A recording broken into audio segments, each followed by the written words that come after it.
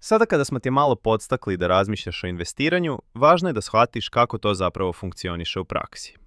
Najveća zabluda koju ljudi imaju je da je investiranje komplikovano, da zahteva ogroman novac ili neko posebno znanje. U stvarnosti, sve što ti treba za početak je investicioni račun kod nekog brokera, a to možeš da uradiš brzo i jednostavno. Da bismo shvatili koliko je danas sve lakše i pristupačnije, vratimo se na trenutak u prošlost, u vreme pre interneta. Tada je trgovanje na berzi bilo rezervisano uglavnom za bogatije ljude. Morao si da imaš ličnog brokera, nekog profesionalca koji radi umjesto tebe.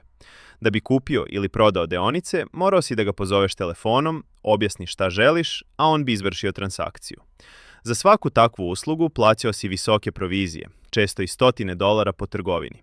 Informacije o kompanijama i cenama bile su teško dostupne. Oslanjao si se na novine, financijski izveštaje koji stižu poštom ili na glasine. Danas je situacija potpuno drugačija i mnogo pristupačnija.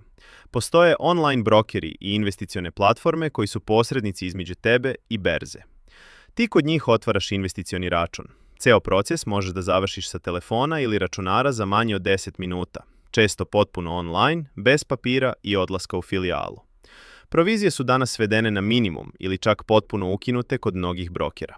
Sve informacije, cene deonica u realnom vremenu, financijski izveštaj kompanija, vesti i analize dostupne su ti na klik. Kupovina ili prodaja deonica traje doslovno nekoliko sekundi, bez telefonskih poziva, bez čekanja i bez ikakve birokratije. Zato je danas investiranje dostupno skoro svakome ko ima internet i malo slobodnog novca za start. Šta je investicioni račun?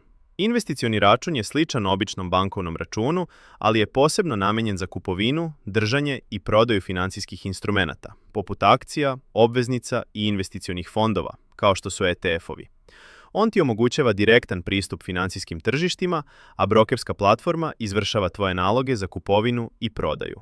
Važno je da znaš da se na zaradu od investiranja plaća porez na kapitalnu dobit, ali to je zaista problem koji rado prihvataš jer znači da si uspešno uvećao svoj novac. Jedna od najjednostavnijih platformi za otvaranje i verifikaciju računa, posebno pogodna za početnike, jeste Trading 212.